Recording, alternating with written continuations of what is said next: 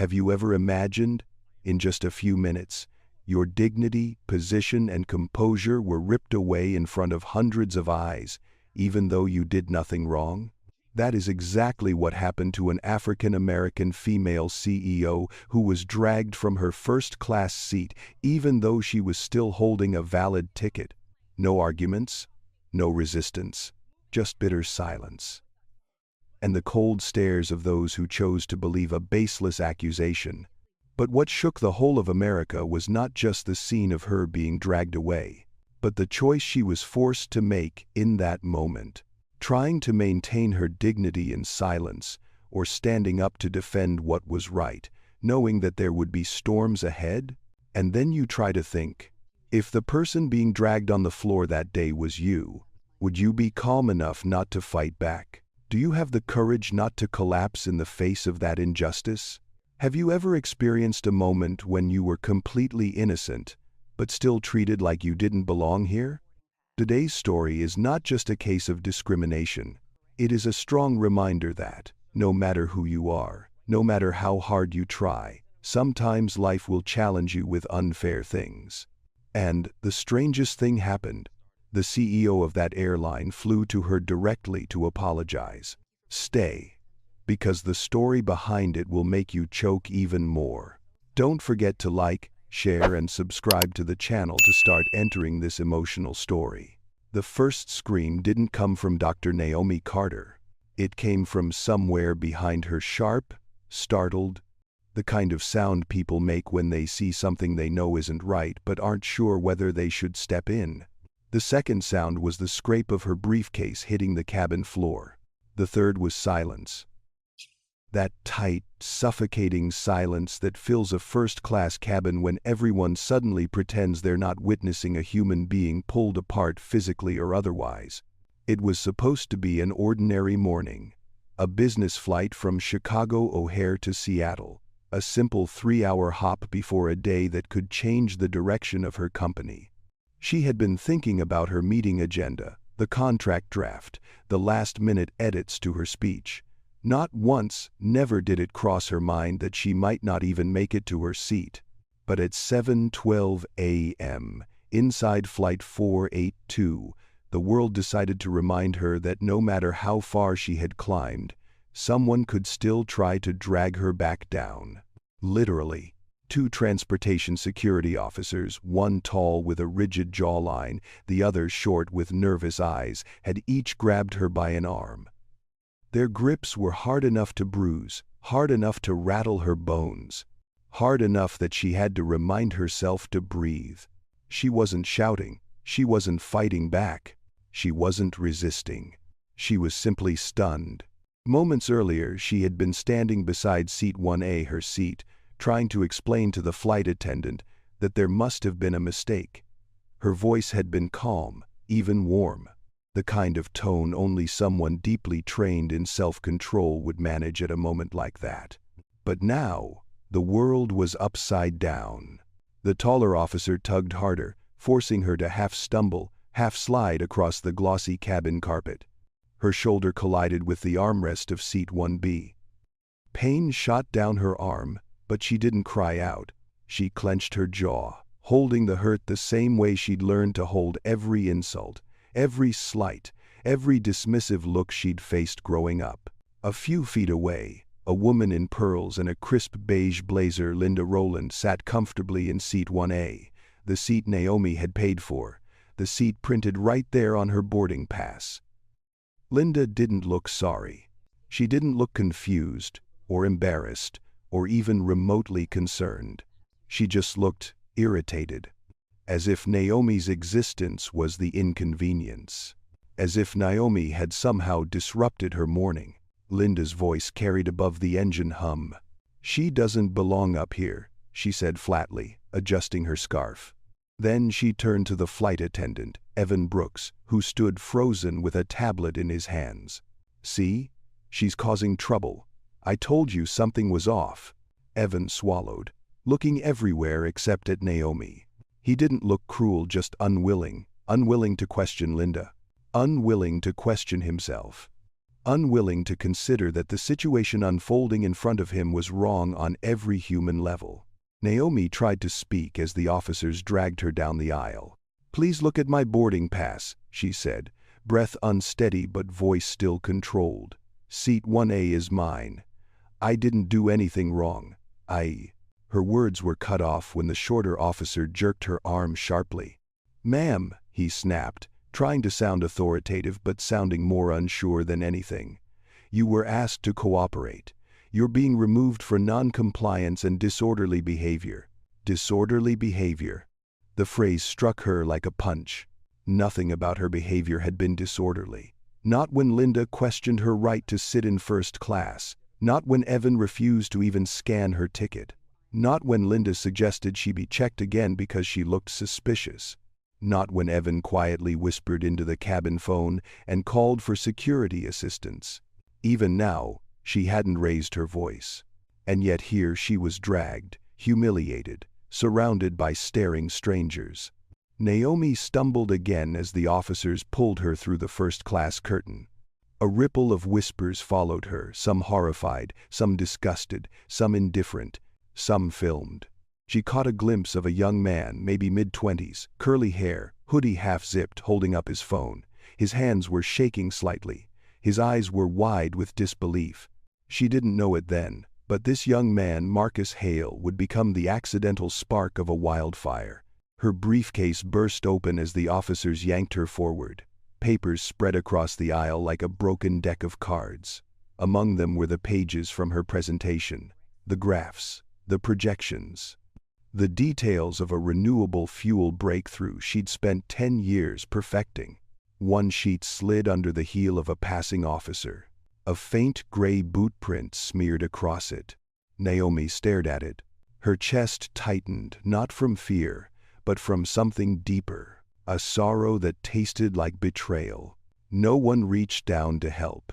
Not one hand, not one voice. She felt heat gather behind her eyes.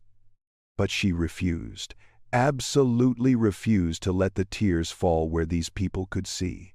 Her mother used to tell her, "Baby, when they push you down, you stand taller inside." So she straightened her spine as best she could, even as they dragged her. Inside her head, thoughts collided like waves in a storm. How did this happen? Why me? Why still? I earned that seat. I paid for it. I have the right. A voice inside, old, familiar, shaped by survival, whispered the painful truth. "You know why, Naomi. You've known your whole life." The officers pulled harder, urging her faster as if she were resisting. She wasn't. She was thinking so clearly it frightened her.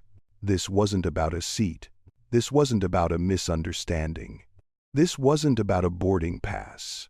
This was about something older, something deeper, something that lived under the surface of polite society and showed its teeth when it felt bold enough. And today, it had felt bold.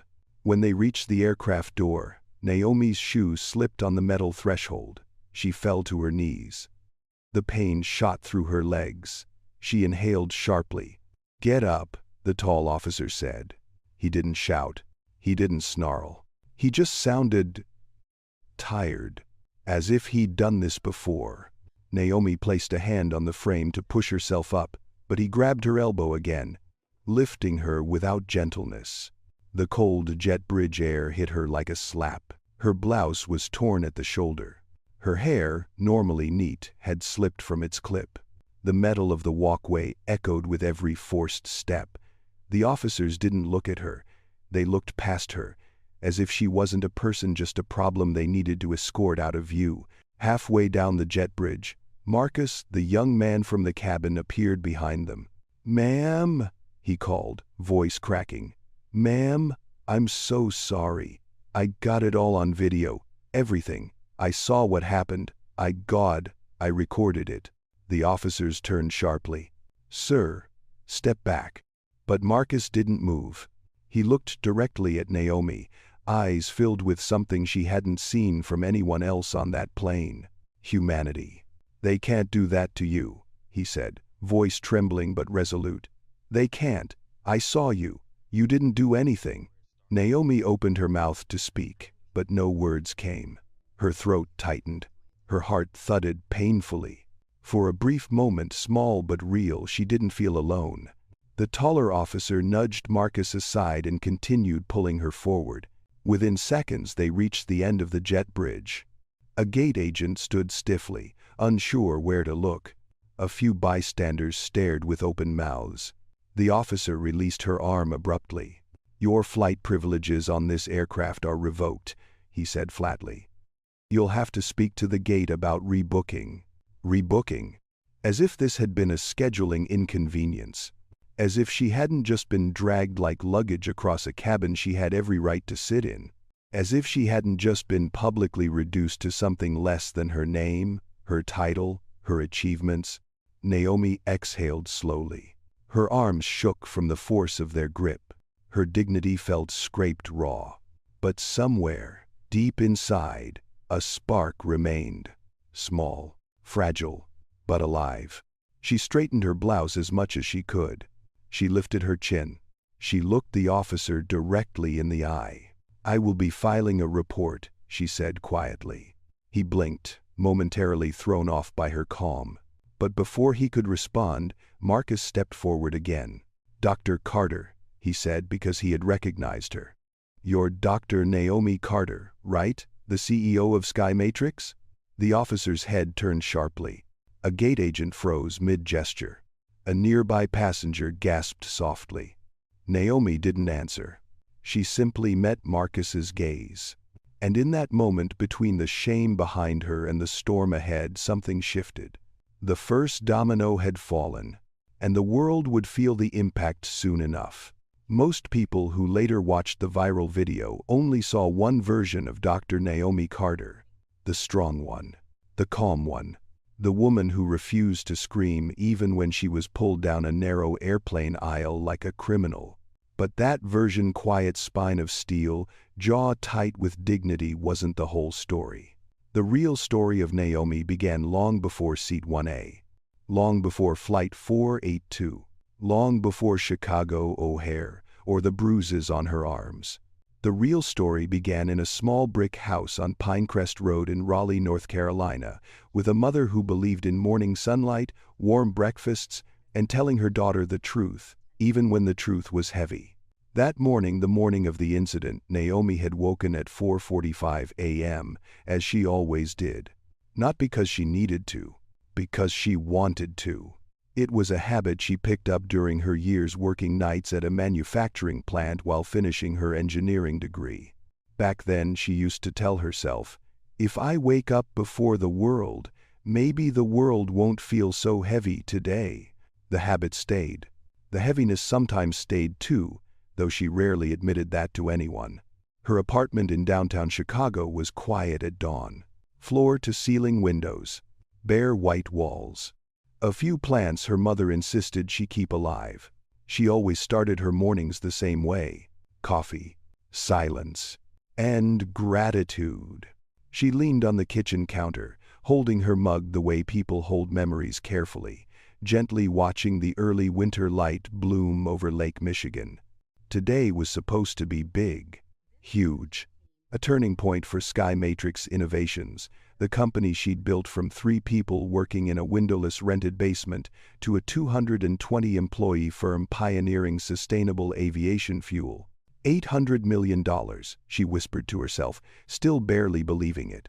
That was the size of the government contract she was flying to finalize in Seattle. A contract years in the making. But money wasn't the part she cared about most. She cared about what it meant. Cleaner skies, better jobs, representation.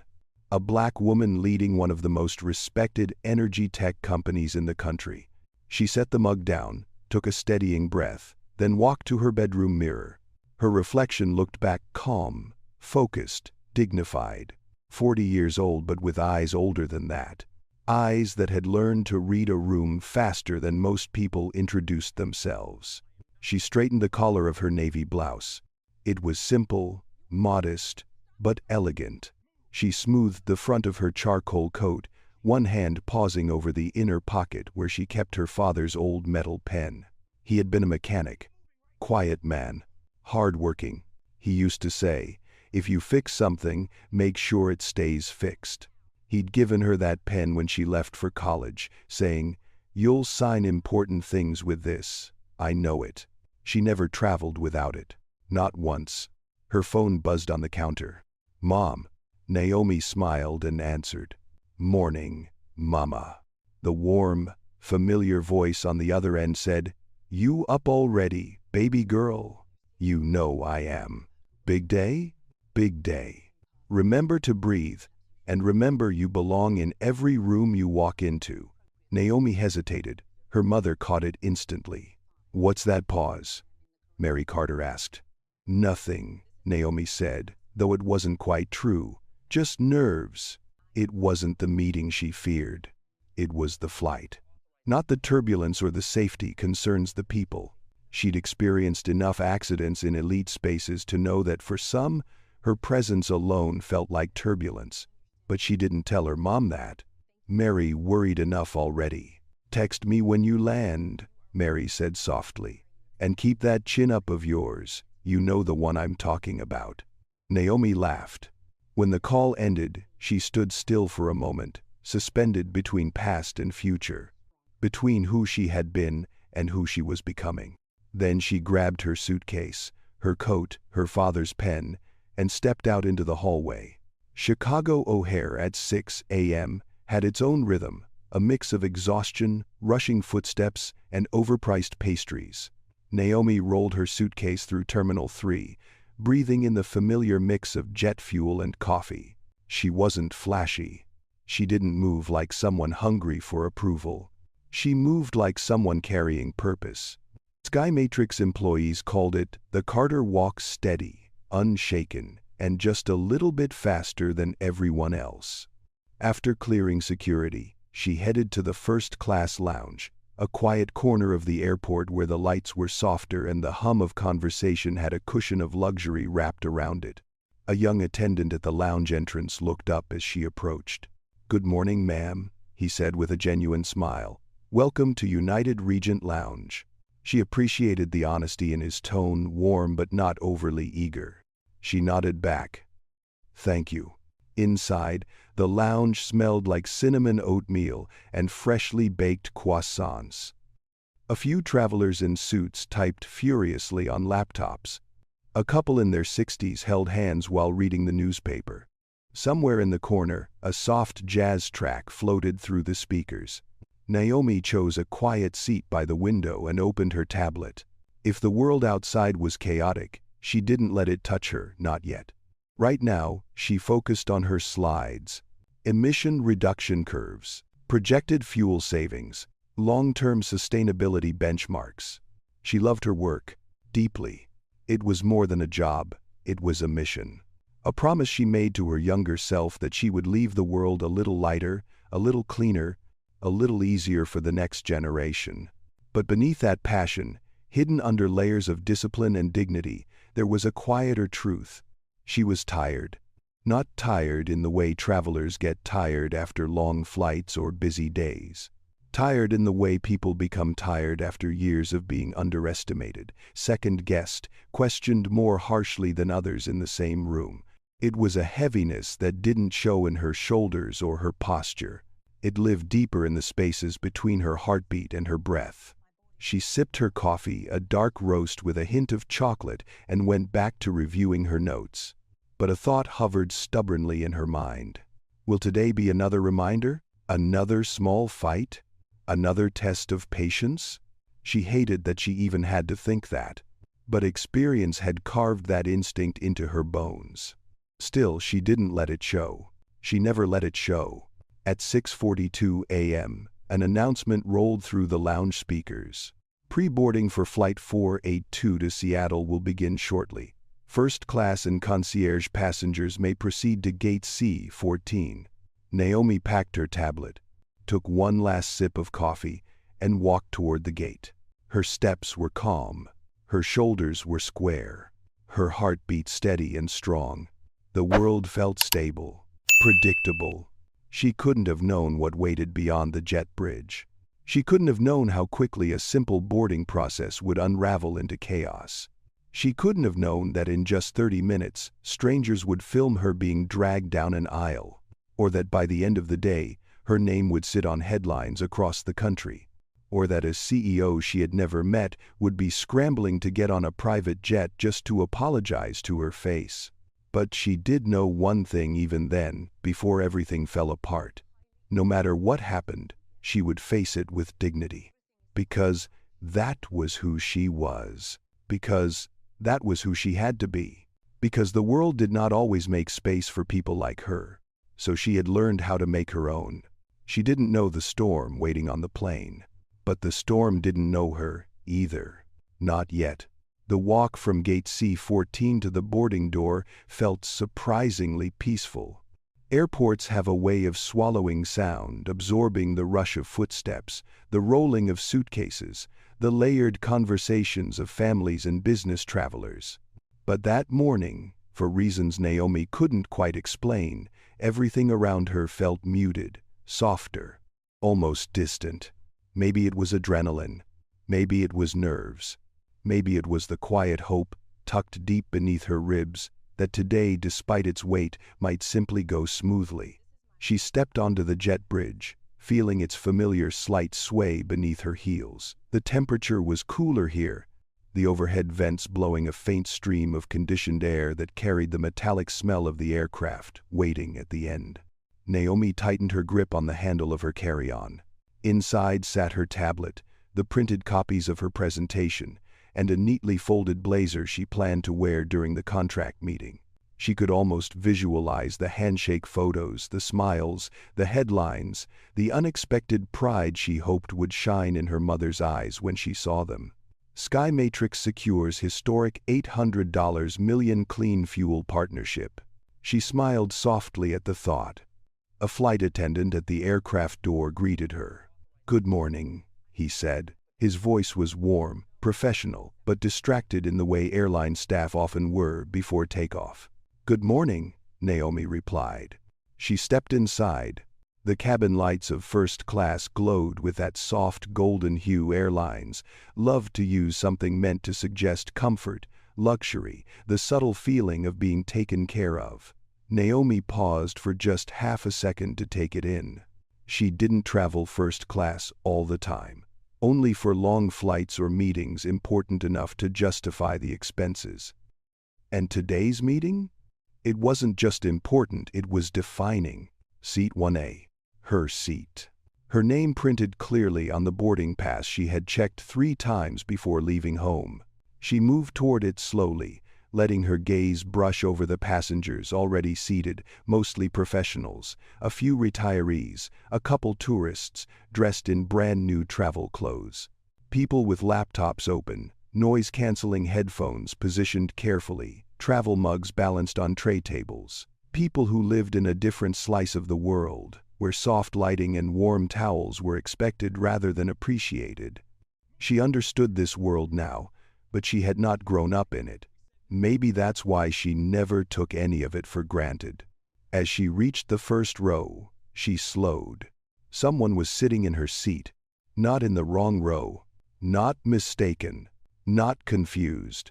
The woman sat confidently, legs crossed, a beige cashmere shawl draped over her shoulders, a sleek designer handbag resting on her lap. Her hair was styled in the kind of blowout that looked effortless but probably cost $200 at a downtown salon.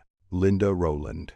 Naomi didn't know her name yet, but the posture told her everything she needed to know. This was a woman who expected the world to adjust around her. A woman who rarely heard the word no. A woman who believed the air was thinner the higher up the ladder you climbed and that she, naturally, belonged at the very top. Naomi took a small, steady breath. "Excuse me," she said politely. "I believe you're in my seat." Linda glanced up. Only her eyes moved slow, assessing, disinterested. "This is 1A," Naomi added, keeping her tone as calm as warm water. "My boarding pass."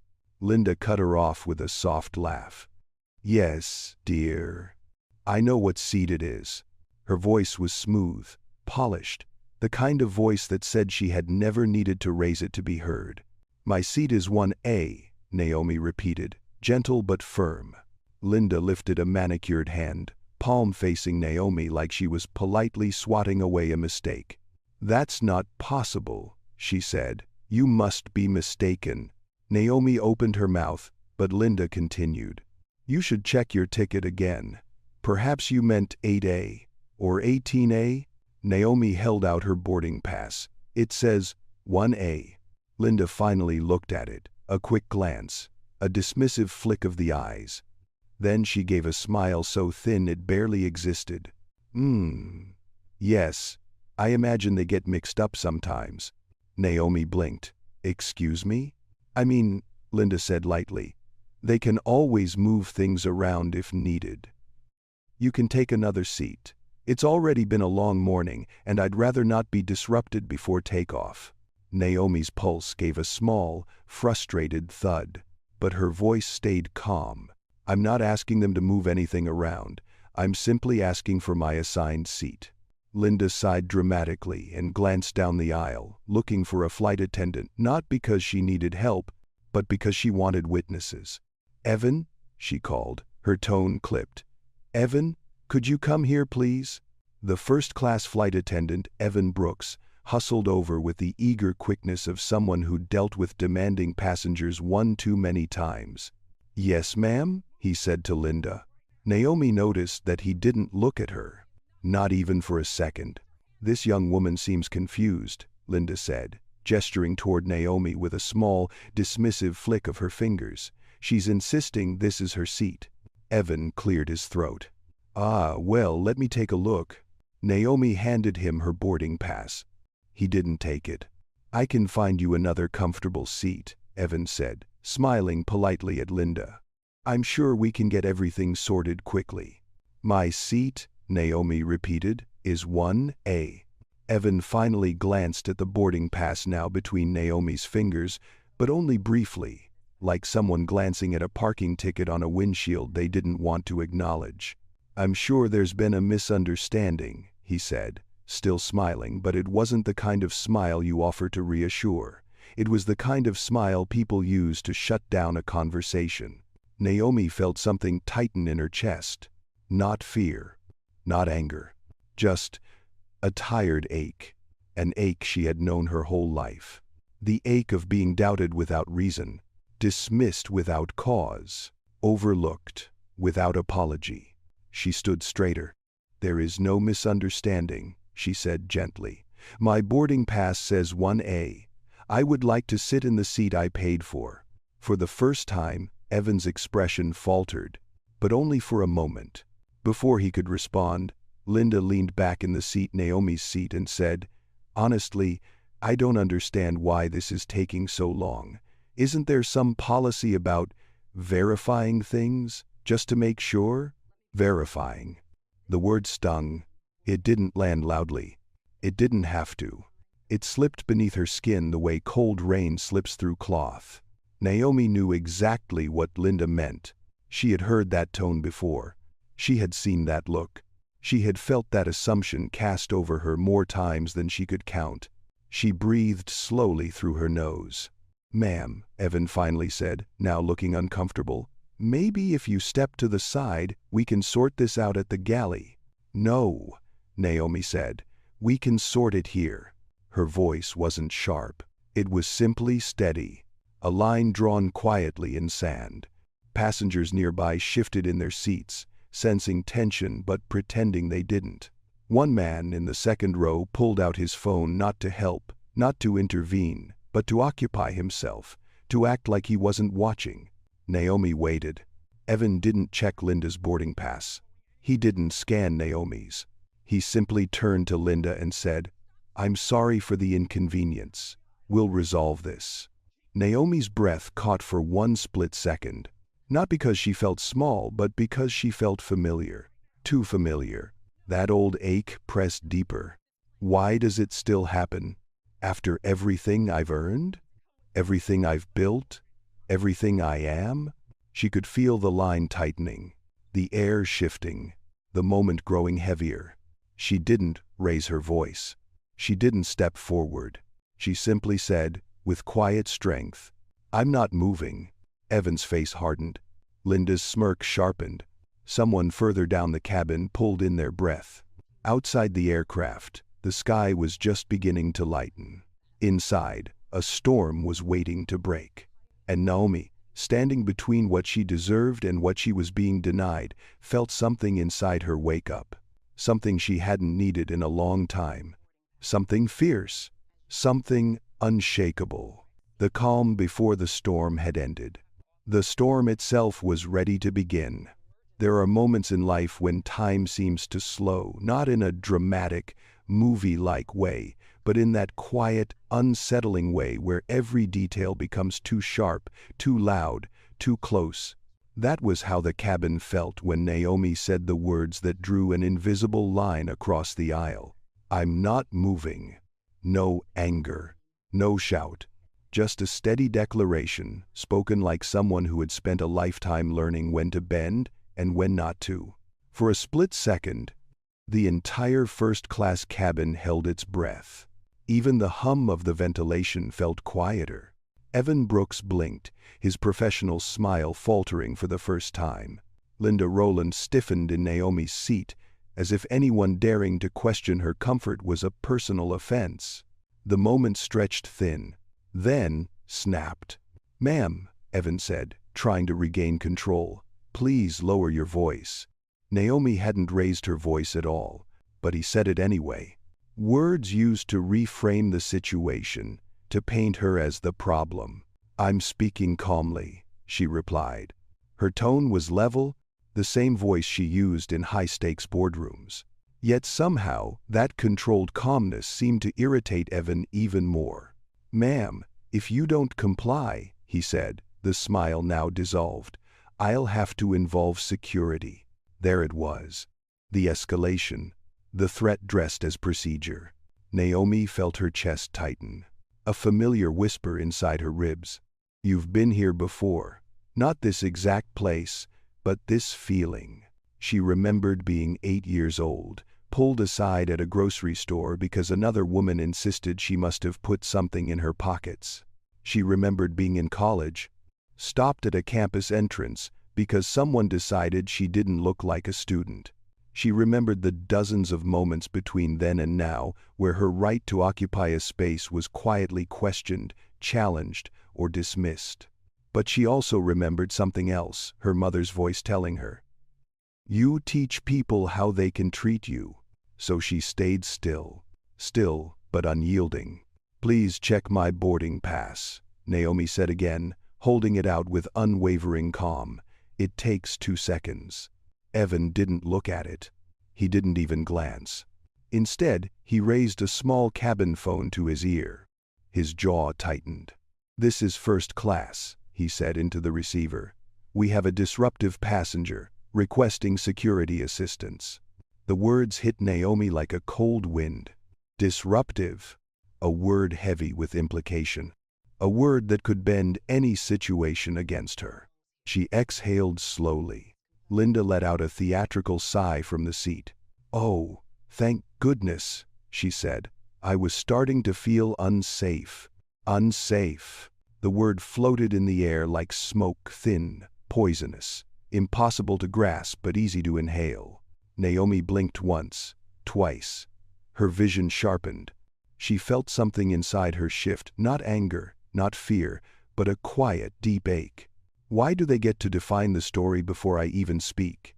Passengers around her pretended to be busy. One man opened a newspaper without reading a single line. A woman put on headphones, though the music wasn't playing. Only one person truly watched her, Marcus Hale, sitting in row 2. He didn't hide it. His brows pressed together, his jaw clenched. His phone was in his hand, but he hadn't lifted it yet. Not yet.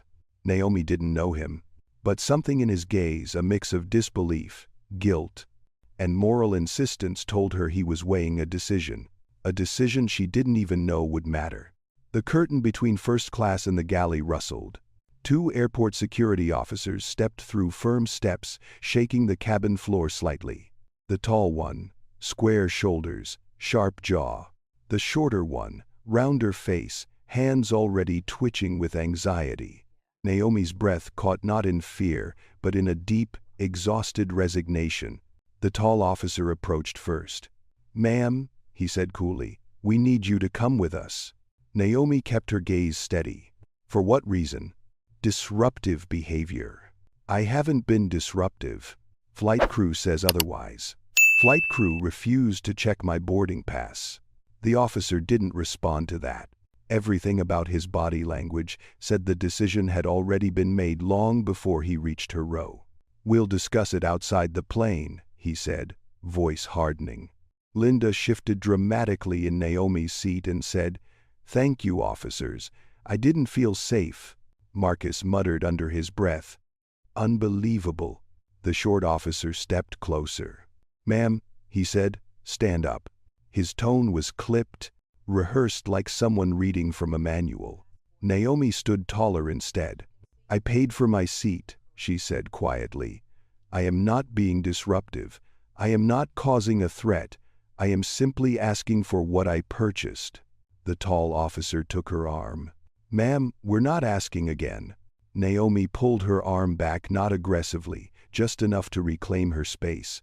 "I would like you to check my boarding pass," she said. "It's a simple request." The cabin shifted again. Passengers inhaled. Somewhere, a man whispered, "This doesn't look good." Evan, watching from the galley, nodded to the officers. "She's refusing to cooperate." And that was all it took. The tall officer seized Naomi's left arm more forcefully. The short one grabbed her right. She gasped, not from pain, but from the shock of how quickly dignity can be taken. "Do not touch me," she said, her voice nearly trembling with restraint. Her suitcase tipped, her papers slid partially out, the edge of her presentation folder caught under her own heel. Her father's metal pen clattered to the floor. The officers tugged harder. Marcus stood up halfway from row 2. Hey, hold on," he called. "She didn't do anything." But he stayed 3 steps away, caught between fear and instinct, words and action. The officers didn't hear him, or they didn't care. The short one reached for Naomi's wrist, twisting it behind her slightly. She winced. Still, she didn't scream. The tall officer leaned close, lowering his voice. "Stop resisting." "I'm not resisting," Naomi said. Her voice cracked, not in fear, but in something deeper. A kind of pain that wasn't physical. A pain that came from being seen through the wrong lens, again and again. The officers began pulling her down the aisle. Her briefcase burst open. Papers slid across the floor, scattering like leaves in a cold wind. One sheet, the page detailing the emissions reduction model, fluttered under a passenger's foot. A faint tread marked the corner. Naomi stared at it as she stumbled. Years of work, reduced to scraps in a walkway. Something inside her chest tightened sharply. Not anger, not sadness, a kind of quiet heartbreak. Passengers watched but said nothing, except Marcus. His eyes flickered. His decision solidified. He raised his phone. He pressed record. Because someone had to. Because someone finally chose to. As Naomi reached the doorway of the aircraft, her heels slipped on the metal threshold. She fell to her knees, one hand hitting the frame to stop herself. The tall officer said, "Get up."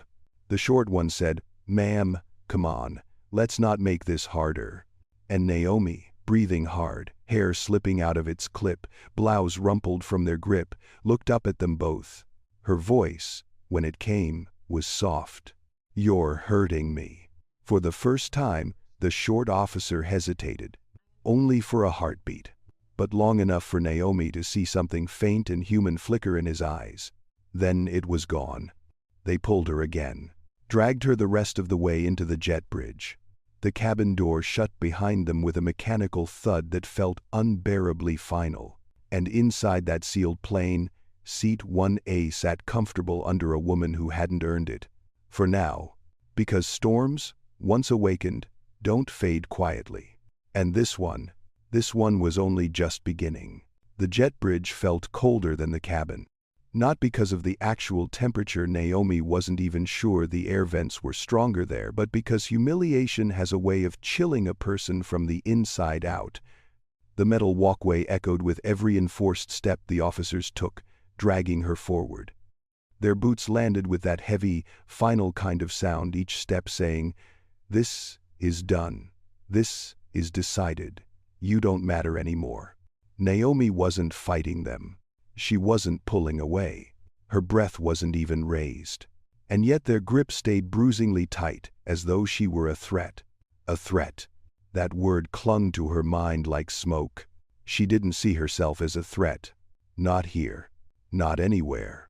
She was a scientist, a CEO, a daughter who still called her mother every morning. Her greatest weapon was data.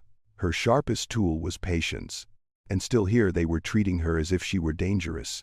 Her chest tightened with something between sadness and disbelief. What part of me did they fear? What story did they build in their minds the moment they saw me standing there? What version of me did they choose to believe? She felt the pressure on her arms increase. Behind her, the cabin door thudded shut. A line had been drawn between the world she'd just been dragged from and the storm waiting for it on the other side.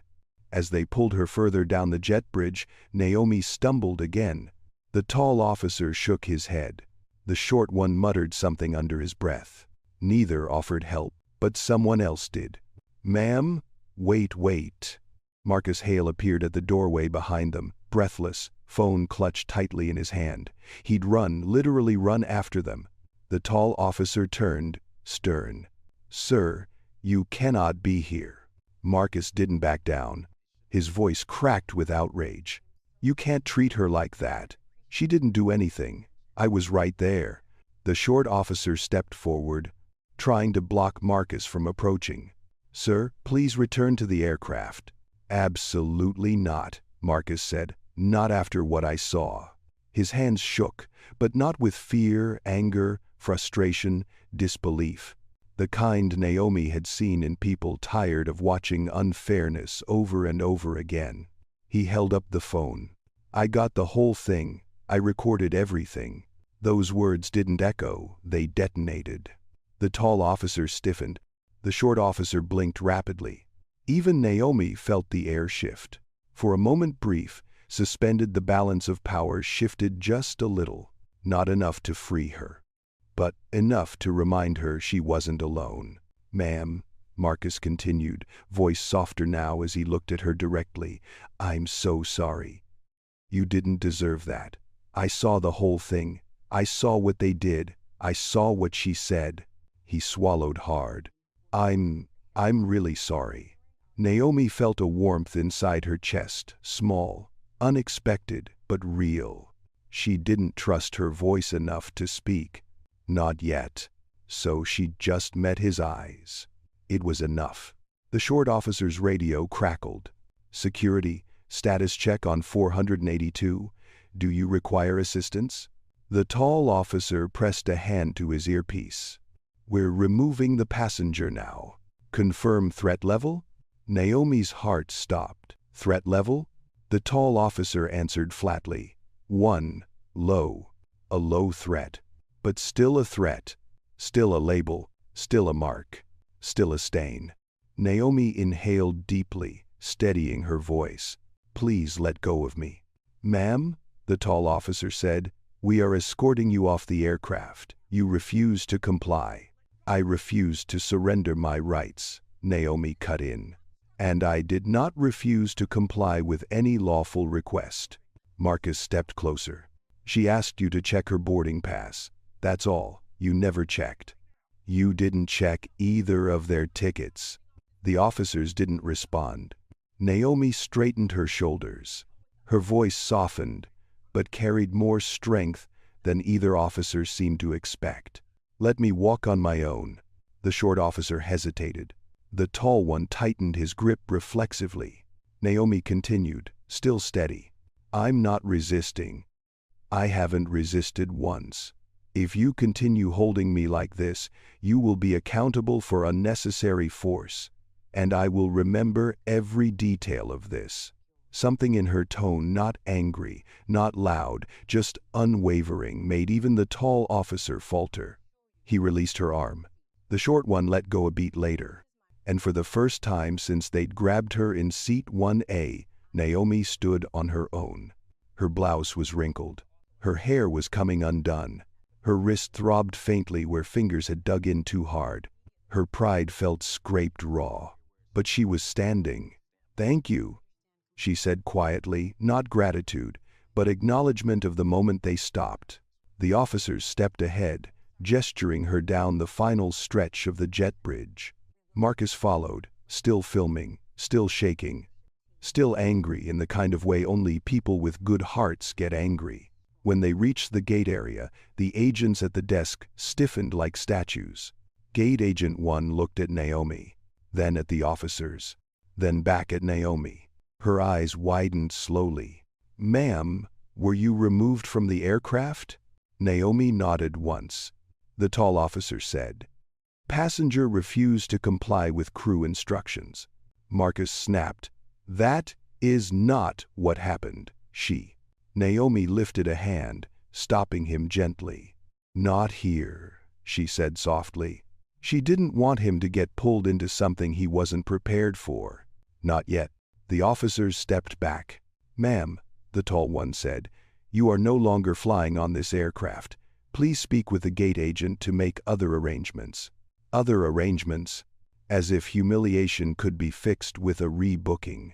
Naomi turned toward the gate agent. The woman swallowed, her voice lowering to a whisper. "Ma'am, I'm so sorry.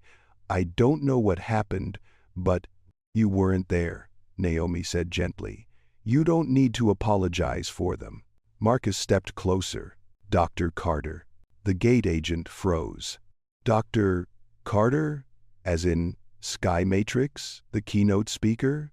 Naomi closed her eyes briefly. She hadn't wanted the day to start like this. She hadn't wanted her name to carry this kind of weight. Not here. Not for this. But life rarely asks permission before unraveling.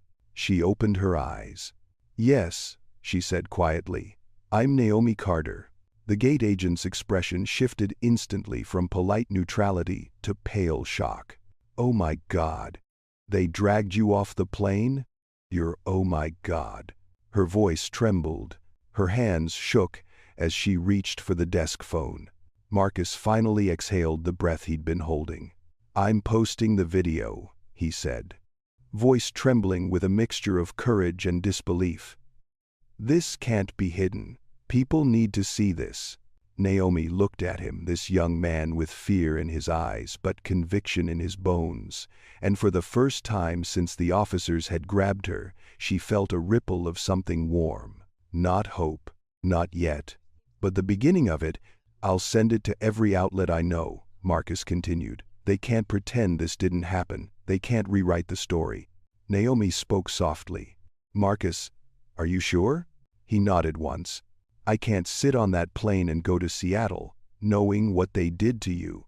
I can't pretend I didn't see it." The gate agent had stepped away to call her supervisor, but even from a distance Naomi could hear the words spilling out in a panic. "No, you don't understand. It's her. Yes, that Dr. Carter. It's already on video." The officers backed away. Not guilty, just uncertain, as if the world had suddenly shifted under their feet. Naomi stood still. The hallway buzzed with whispers. Eyes glanced toward her. People were trying to pretend they weren't watching. Her body ached. Her heart ached more. But beneath all that deep down, a single ember glowed. "This is not over." She straightened her coat. She gathered what little dignity the morning hadn't stolen. She looked at Marcus and said, "Send it." He tapped the upload button. And with that single gesture, the world changed direction. The video left his phone. And Naomi Carter's story, her humiliation, her dignity, her truth was about to ignite a fire far larger than any of them could see from that jet bridge. Marcus didn't realize how fast videos could spread. Not until he saw his phone screen explode with notifications before he even walked 10 steps away from the gate. At first, it was just a few likes. A handful of retweets. A couple of comments from his followers, mostly people he knew from college or gaming streams. But within minutes, something shifted. The numbers didn't grow, they surged. 5,200 views. Then 18,000. Then 63,000. It was as if the world had been waiting for something like this, something honest, raw, undeniable. Naomi stood still, watching Marcus's trembling hands. Her own breath caught somewhere between disbelief and quiet dread. The gate agent's voice trembled in the background. She was still on the phone, pacing behind the counter. Yes, I'm telling you, it's everywhere now. No, sir, I'm not exaggerating. Thousands of shares. Yes, she's still here at C14. Naomi closed her eyes for a moment. She didn't want this. She hadn't asked for this. Today was supposed to be about clean fuel, about progress, about everything she'd worked a decade to build. Not this. Not being dragged into a spotlight carved from humiliation. She turned back to Marcus just as his phone buzzed again and again, rapid fire. "Oh my God," he whispered. Dr. Carter, look." He held up the screen. The view count had hit 200,000. And then 400,000. It wasn't slowing. It was accelerating. He scrolled. The comments were pouring in, hundreds at first, then thousands. "This is outrageous." She was calm the whole time. Security grabbed her without even checking? This is racial profiling. No debate. Who is she? She handled that with so much grace. Wait, Sky Matrix? Isn't she the CEO? Oh, this airline is done. And then, this better be in the news by noon. Naomi felt her stomach twist. She wasn't a stranger to public attention. She'd been in interviews, panels, conferences. She knew how to represent herself, her company, her work. But she had never been the center of a public outrage storm. She had never been viral. Marcus wiped his palm on his jeans. "It's going up by the second. I didn't expect it to be like this." Naomi took a slow breath, grounding herself. "Marcus," she said softly, "you didn't do anything wrong. I couldn't let them get away with it," he said. "I couldn't sit there and watch them treat you like you were some kind of threat." His voice broke a little. Naomi placed a gentle hand on his shoulder, not to comfort him, but to anchor herself. In the distance, the gate agent hung up the phone abruptly and hurried toward Naomi. "Dr. Carter," she said breathlessly, "the station manager is coming. People are panicking upstairs." "Panicking?" The agent swallowed hard. "Yes, ma'am. Corporate already called. I think everyone has seen the video by now." Naomi looked at the floor. Her father's pen felt heavy in her coat pocket. "This was never supposed to be a spectacle," she murmured. "I know," the agent whispered, "but it's not your fault." Those words hit deeper than expected. Because Naomi had spent years internalizing every slight, every suspicion, every glance that asked silently, "Do you belong here?" And now, for the first time in a long time, the world wasn't turning against her. It was turning toward her. News spreads fast in airports. Faster than luggage, faster than boarding announcements. By the time the station manager arrived, a tall woman with dark hair, pulled into a tight bun, half the terminal already knew something had happened. People lingered nearby, pretending to check their phones but secretly watching Naomi. The station manager, Elena Morris, approached with a brisk but careful stride. "Dr. Carter," she said, her voice steady but pale around the edges. "I'm Elena, station operations manager. I want to formally apologize for what happened." Naomi's eyebrows lifted subtly. "That was quick," she said. Elena exhaled through her nose, then held up her own phone screen. The viral video was playing on it. "It's everywhere," she said simply, "and corporate is already calling. They want you moved to a private lounge immediately." Naomi looked at her calmly. "And if I don't want to go?" Elena hesitated. They will come here. They're arranging someone important to speak with you. Marcus let out a low whistle. That means damage control, he muttered. Naomi didn't reply. She looked around. People were whispering, staring, filming from behind their coffee cups. The humiliation wasn't private anymore, but neither was the truth. She tucked a loose strand of hair behind her ear, then looked back at Elena. "I'm not leaving," Naomi said gently. "Not yet." Elena nodded slowly. She seemed to understand more than she let on. "I'll inform them." As she stepped away, Marcus checked his phone again and froze. "Oh wow." Naomi glanced over. "What's wrong?" He turned the screen toward her. Her heart stopped. Number Stand with Naomi was trending. Number 6 in the nation, climbing fast. "This is bigger than I thought," Marcus whispered. Naomi swallowed, her mouth suddenly dry. She had spent years rising through boardrooms, through research labs, through industries not built for women like her. But this rise, this sudden, explosive illumination felt different. She wasn't being recognized. She was being seen. And not for her inventions, not for her degrees, not for her leadership, but for her humanity. For something so basic it should never have been debated. She inhaled deeply, trying to keep her voice steady. "Marcus, what exactly did you post? How much did you capture?" "All of it," he said quietly. "From the moment Linda stood her ground to the moment security grabbed you, I didn't miss anything." Naomi's pulse fluttered. "And what did you title it?" Marcus looked away for half a second. "I wrote, 'Black CEO dragged off first-class seat so someone else could have it.'" Naomi closed her eyes. She felt the weight of those words, heavy, truthful, undeniable. A few feet away, 2 passengers were whispering. "That's her," one murmured. "The scientist. The clean fuel lady." "What happened?" "Airline pulled her off the plane." "For what?" "For being black in first class, apparently." Naomi felt her stomach twist. Not from shame, none of this was hers to carry, but from the deep ache of recognition. This was what it had always been about. Not a seat, not a misunderstanding, not even an airline. It was about a system that snapped to judgment too quickly, about assumptions that clung like shadow, about the quiet truth people rarely said aloud but often acted on. Naomi pressed her fingers lightly to the bridge of her nose. She didn't want to cry. Not here. Not in front of these strangers. Not in front of the officers, watching awkwardly from the wall. But grief has its own gravity. She inhaled a shaky breath. Marcus noticed. "Dr. Carter, are you okay?" She nodded once.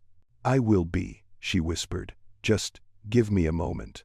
She stepped aside, leaning gently against the window overlooking the runway. Snow from last night still clung to the edges of the tarmac, sparkling faintly under the pale morning sun. Out there, planes moved with precision. Ground crews signaled with bright orange batons. Engines roared, steady and predictable. Out there, things made sense. Numbers made sense. Wind patterns made sense. Aerodynamics made sense. People didn't always make sense. She closed her eyes. She heard her father's voice in her memory. "You fix something, Naomi. You fix it so it stays fixed." She opened her eyes again. A spark, small but fierce, lit behind them. This wasn't just about her. Not anymore. And she knew it. Someone had tried to silence her by dragging her out of a seat. Instead, they'd handed her a megaphone. And when the world gives someone like Naomi a megaphone, it better be ready for what comes next.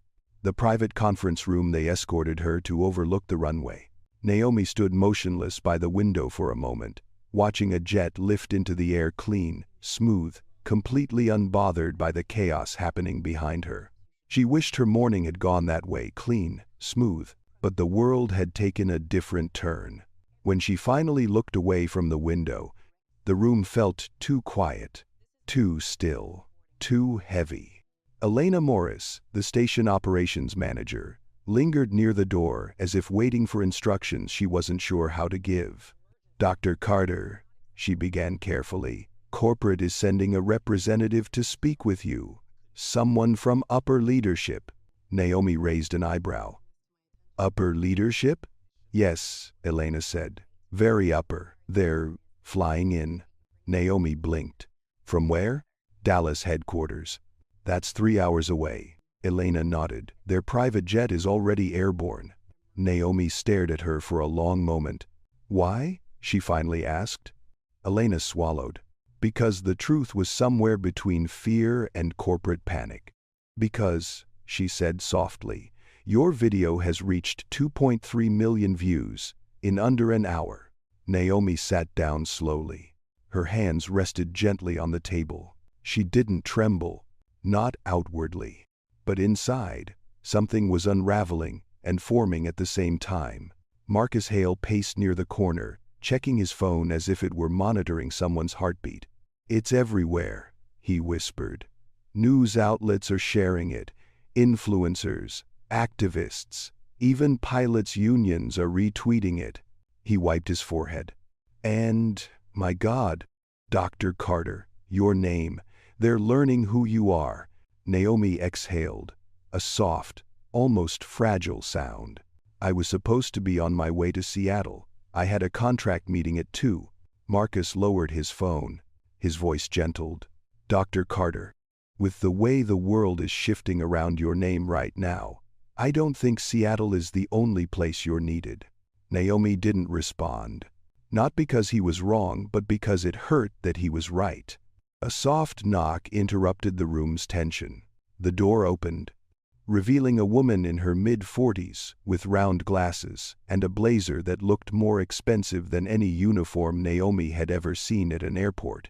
Her smile was small, her posture straight, her eyes troubled. Dr. Carter, she said, I'm Dana Wells, senior legal counsel for the airline. I flew in from Washington this morning. Naomi blinked. She had expected someone local, maybe a mid-level manager or a PR specialist, not a senior lawyer. Dana took a seat at the table. I want to start by saying, I am deeply sorry for what happened to you. Naomi studied her calmly. Are you apologizing? She asked softly. As a person, or on behalf of the airline? Dana hesitated. Both. Naomi's gaze didn't soften. And do you understand what you're apologizing for? She pressed. Dana let out a breath. Yes, she said. I do. I watched the video. A quiet beat passed. I watched it twice. Another beat. And then I cried. Marcus stopped pacing. Elena blinked. But Naomi didn't react. Her face remained composed, but her eyes softened, barely, almost imperceptibly. May I ask? Naomi said gently. What moved you to tears? Dana folded her hands. It was the moment they dragged you, she said. The moment they didn't verify anything, didn't check your ticket, didn't check her ticket. The moment Linda claimed you were making her feel unsafe. And the way you stayed so calm even when they grabbed you like that. Her voice wavered. No one should be treated like that. Not in this country. Not in any country. Elena lowered her head. Marcus let out a shaky breath. Naomi closed her eyes for a moment, grounding herself.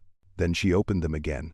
So, Naomi said quietly, why are you here? Dana sat straighter. To gather facts, she said. To understand what happened. To ask what the airline can do to make this right. Naomi exhaled through her nose. She'd been waiting for that question. But she didn't answer immediately. Instead, she leaned back in her chair. Her posture was calm, but inside, emotions churned. Anger, sadness, exhaustion, and beneath it all, conviction. So, Naomi said, you want to make this right? Yes? Then understand this. A simple apology is not enough. Dana nodded. Of course. I agree. Naomi raised an eyebrow again. She hadn't expected that. Dana continued, her voice steady. This is not a PR issue. This is not a misunderstanding. This is a systemic failure, one that could destroy lives. Yours, most of all. Naomi stared at her, surprised by her honesty. Dana's voice tightened. Dr. Carter, within 90 minutes, our stock dropped 5%. Marcus let out a low whistle. And, Dana continued, multiple journalists, including 2 from national outlets, are already demanding statements. The CEO has been notified. He's not pleased. Naomi looked at her calmly. Not pleased with what? She asked. What his staff did? Or that the world saw it? Dana lowered her gaze. Both, she admitted. Naomi didn't respond. She didn't need to. A moment of silence settled over the room, weighted and fragile. Then Marcus's phone buzzed again. He looked and froze. Oh no. What is it? Elena asked. It's Dr. Carter. It's your company. Naomi's heartbeat thudded. She held out her hand. Marcus passed her the phone. Her breath caught in her throat. Sky Matrix Innovations. Official statement. We stand with our CEO, Dr. Naomi Carter. What happened at O'Hare Airport is unacceptable and dangerous. Our legal team is already assembling. No one, no matter their title, race, or position, should face violence for claiming what they rightfully own. Naomi stared at the screen. The words blurred slightly. Not because she was tired, though she was. Not because she was overwhelmed, though she was. But because for the first time that morning, she felt supported. Truly, deeply supported. Her employees, her board, her company, all standing behind her. A tear threatened to fall. She blinked it back quickly. But Marcus saw it, and his own eyes watered in response. Dana ran a hand through her hair, stressed. Oh God, she whispered. This is about to become national. Naomi looked at her. It already is. Dana froze. Naomi's voice was calm but cut through the room like a blade. You dragged the wrong woman off that plane. Dana opened her mouth to reply, then stopped. Not because she didn't have words, but because Naomi was right. A soft triple knock interrupted the moment. The door opened. Elena inhaled sharply. Standing there, slightly breathless, coat still halfway unbuttoned from rushing, was a man Naomi had only seen in corporate reports, magazine covers, and the occasional televised shareholder update. Richard Callahan, CEO of the airline. He didn't send a representative. He came himself. His hair was windswept, silver at the temples. He looked older than his photos, older than he had at the last press conference, Naomi remembered. His jaw was tight, his eyes dark with concern. He stepped inside, closing the door quietly behind him. Dr. Carter, he said, voice low, reverent almost. Thank you for agreeing to speak with me. Naomi didn't stand up. She didn't smile. She didn't soften. She simply looked at him. You flew here, she said. Yes, he said, immediately. Why? He swallowed hard. Because, he said quietly, I watched the video. He paused. And because what my airline did to you was unforgivable. The room fell silent. Richard stepped further in. He didn't sit. He didn't approach too fast. He simply stood there, in front of the woman his company had humiliated. He looked tired, haunted. Dr. Carter, he said, voice breaking slightly. I came to ask what I can do. Whatever you ask, anything, I'll do it. Naomi inhaled slowly. She felt the weight of the moment settle onto her shoulders, not as a burden, but as a responsibility. She looked at Richard Callahan, a man who commanded an airline, a man used to control, a man who now stood powerless before her. She spoke softly. You want to know what to do? Yes, he whispered. Naomi leaned forward, eyes steady. Then, sit down and listen. Richard Callahan lowered himself into the chair across from Naomi. For the first time since stepping into the room, he looked small, shrunk not by physical size but by the gravity of what his company had done. Naomi folded her hands on the table. She took her time. She breathed slowly, controlled, grounded. Everyone else in the room seemed to stop breathing altogether. When she finally spoke, her voice was soft, but unshakably firm. "Mr. Callahan," she began, "before we talk about what you want to fix, we need to talk about what happened." Richard nodded. He looked like a man awaiting a verdict. "Your staff," Naomi continued, "ignored my ticket." She took a brief pause, letting the words land.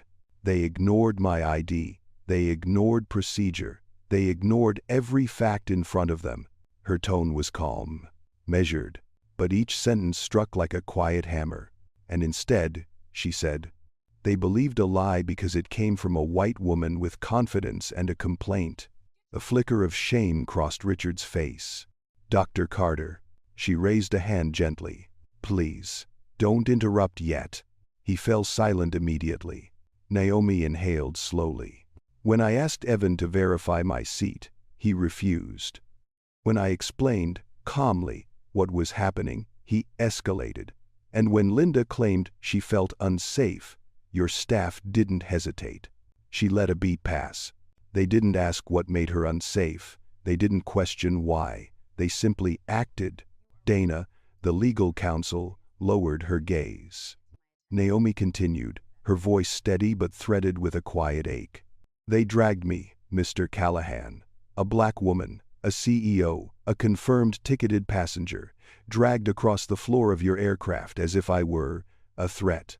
Richard's jaw tensed. His eyes glistened, though he blinked it back. Naomi leaned forward slightly. "And all the while, the real threat, the real disruption, sat comfortably in my seat, sipping champagne, watching." Silence. Heavy, suffocating. Richard swallowed hard. "I saw," he whispered. "I watched the entire video." Naomi nodded. "Good. Then you saw the part where I tried again and again to reason with them. I didn't shout, I didn't push, I didn't resist, I just asked for the truth to be acknowledged." Her voice softened, but the softness cut deeper than anger ever could. "And still, they dragged me." Richard opened his mouth, but for a moment, no sound came out. Finally, he whispered, "There is no excuse." Naomi tilted her head slightly. "I agree." He looked down at his hands, ashamed. She watched him silently. Not with cruelty, not with triumph, but with clarity. After a moment, she spoke again. "You didn't come here just to apologize. You came here because your company is burning." Richard exhaled shakily. "That's true," he admitted. "Our stock is crashing. Investors are calling nonstop. The board is in crisis. Every major outlet is demanding answers. And unions, flight attendants, pilots, gate agents, they're all calling for an overhaul." Naomi's expression didn't change. "Good," she said softly. "They should." He nodded, accepting the blow. Naomi leaned back slightly, letting him sit in the discomfort. "You also came," she continued, "because the world now knows who I am. You know what my company builds. You know what contract I was flying to negotiate." Richard closed his eyes for a moment, pained. "Yes," he said, voice low. "The aerospace composite project. The next-gen lightweight armor plating. The Seattle defense meeting." "Correct," Naomi said. "And that meeting would have meant hundreds of millions in future manufacturing contracts for us and for our supplier airlines." Richard flinched. "Including yours." He looked like a man who had just been reminded of another missed lifeline. Naomi didn't revel in it. She simply laid out the truth. "This isn't just a PR disaster," she said gently. "This is a national embarrassment. And you can't fix it with a statement or a settlement." Richard nodded slowly. "I know." Naomi held his gaze. "So the question becomes, what are you willing to do?" The room was still, airless, the kind of silence that demanded transformation. Richard waited, shoulders tight, bracing for impact. Naomi didn't raise her voice. She didn't need to. Calm truth reached deeper than anger ever could. "First," she said, "your airline will issue a full public acknowledgement not of an unfortunate incident, but of what it was. A racially motivated escalation of force against a compliant passenger."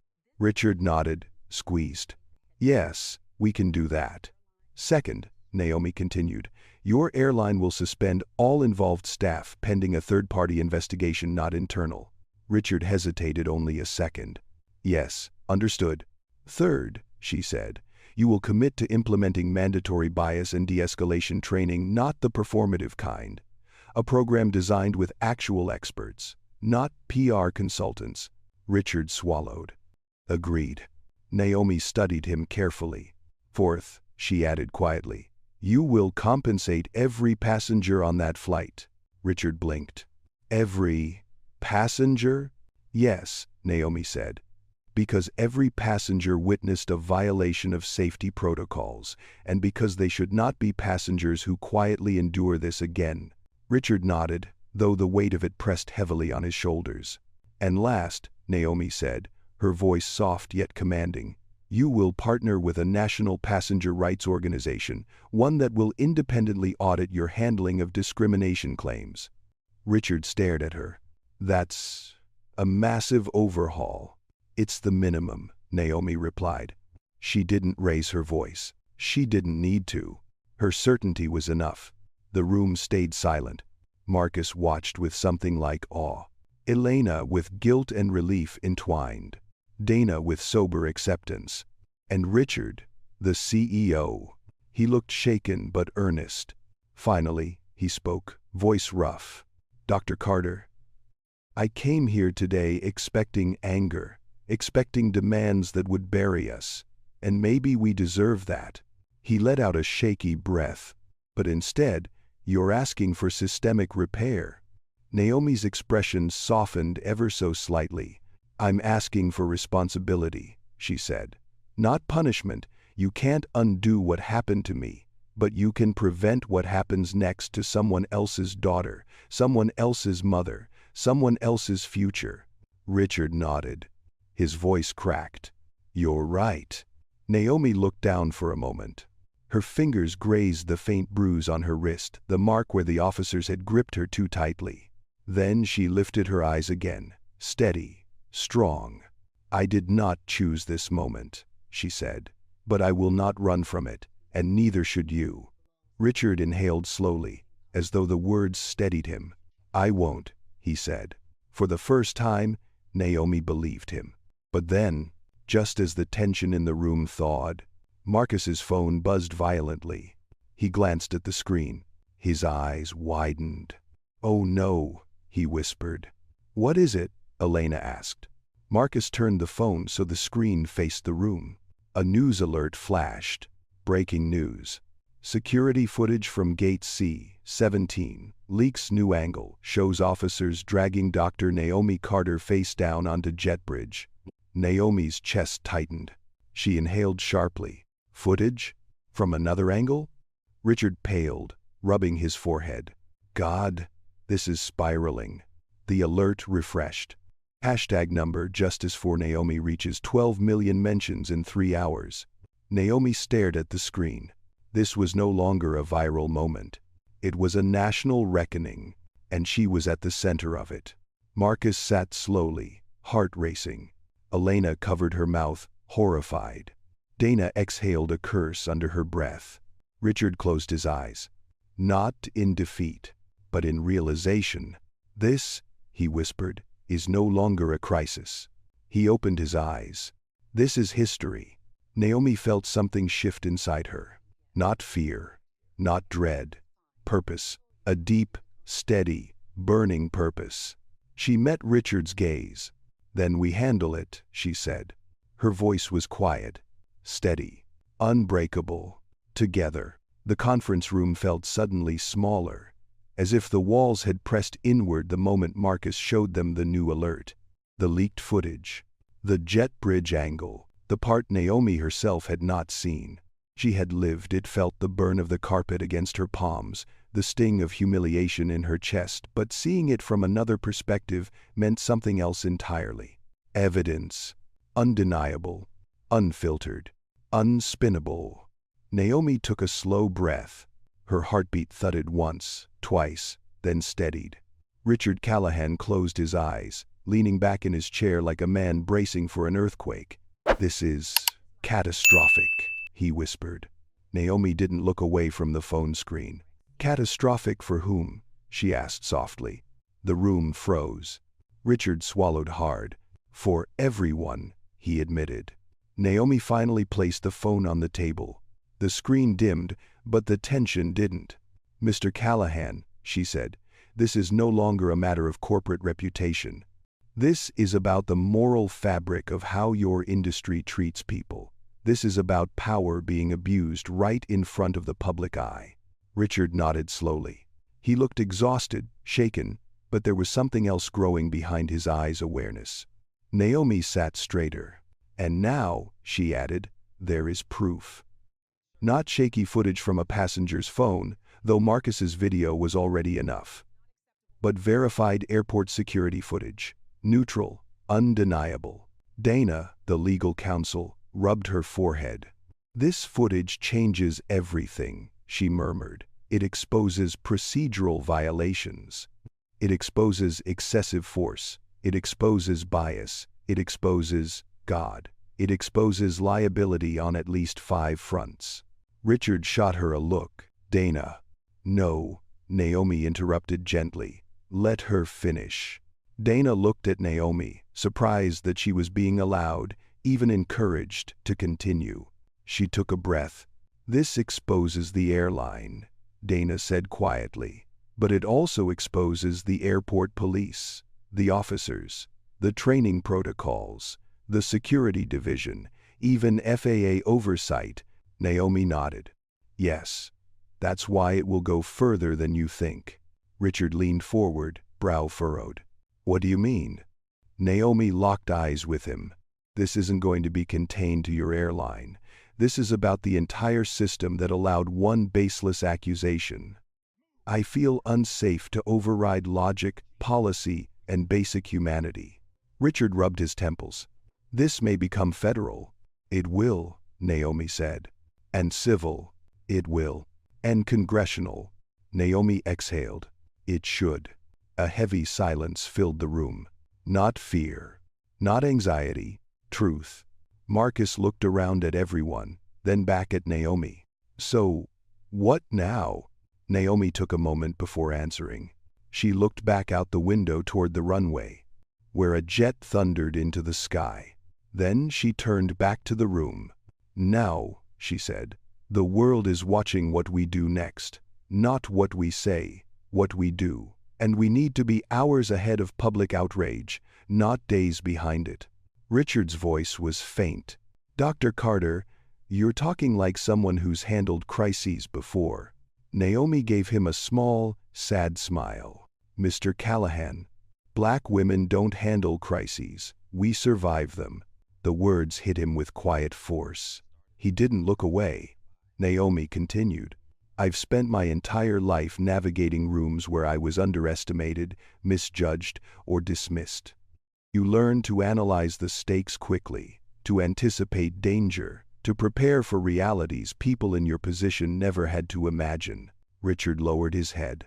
I understand, he whispered. But Naomi could tell he didn't fully understand, not yet. Still, he was trying. And that mattered. She clasped her hands lightly on the table. Here's what happens next, she said. You don't wait, you don't hide behind advisors, you don't blame individual employees as if the entire system didn't fail. Dana inhaled sharply at the bluntness, but Naomi continued calmly. You hold a press conference today, not tomorrow, not next week, today? Richard blinked. Today? Yes, Naomi said. Before the narrative grows into something you can't shape, before your silence looks like approval. Dana spoke up gently. Dr. Carter, with respect. A same-day press conference risks exposing the airline to. Naomi turned to her, voice calm but unyielding. To truth? Dana froze. Yes, Naomi continued. It will expose you. It should expose you. And if the airline wants to survive this moment, not in profit, but in principle, you need to meet the truth head-on. Richard sat back slowly. Her words were reshaping him minute by minute. And what would I say? He asked quietly. Naomi's answer came without hesitation. You admit wrongdoing. You acknowledge systemic bias not as a PR phrase, but as the plain truth. You promise a transparent investigation, and you commit to change that costs you something. Richard looked at her, stunned by her precision, her strength, her clarity. Dr. Carter, he said softly, you're remarkable. Naomi didn't smile. I'm tired, she said simply. Her honesty filled the room with something human and unguarded. Marcus's eyes softened. Even Dana's expression warmed with empathy. Naomi continued, I didn't choose to become the face of this. I didn't ask for this moment, but I won't let it pass without purpose. She glanced at the window again. Too many people have suffered moments like this in silence. I won't let my moment be wasted. Suddenly, Marcus's phone buzzed again, this time with an incoming call. He glanced at the screen. Dr. Carter, he said, voice trembling slightly. It's CNN calling me directly, asking for comment. Elena let out a breathless whisper. Dana's eyes widened sharply. Richard's face went ashen. Naomi exhaled slowly. It's beginning, she murmured. Marcus hesitated. What do I say? Naomi's gaze softened. Marcus, you don't have to say anything. You did enough when you pressed record. You don't owe anyone your voice. He looked moved and relieved. But, Naomi added gently, if you do choose to speak, just tell the truth. The truth is always enough. Marcus nodded, his chest tightening with emotion. I will. Another alert pinged from Dana's tablet. She looked down and stiffened. Oh no.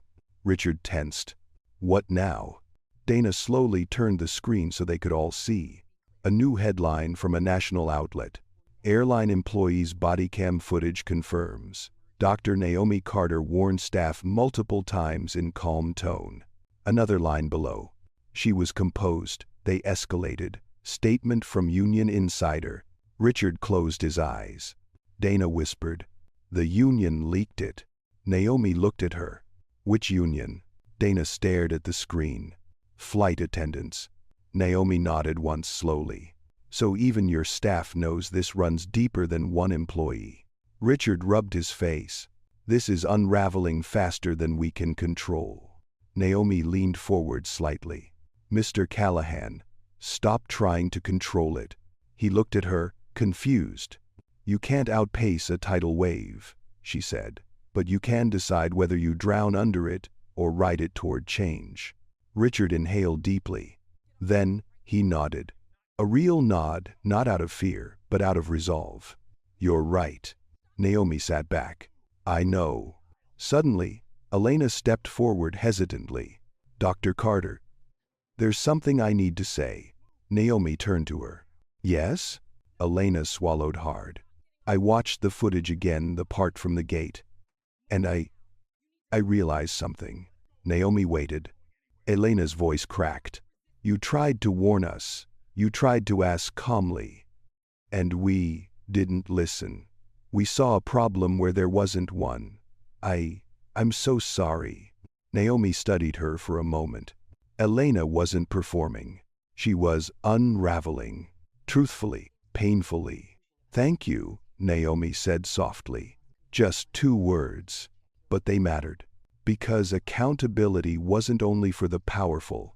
It was for everyone who had looked away. The room settled into a quiet that felt different now. Not fearful. Not chaotic. Focused. Naomi stood up slowly. I need some air, she said. Richard rose as well. Do you want someone to escort you? Naomi shook her head gently. No. I know my way around an airport. Her tone was soft, but the joke carried weight, and Richard winced. She gave a small nod to Marcus, Elena, Dana, then turned toward the door. Richard watched her go, something like reverence in his eyes.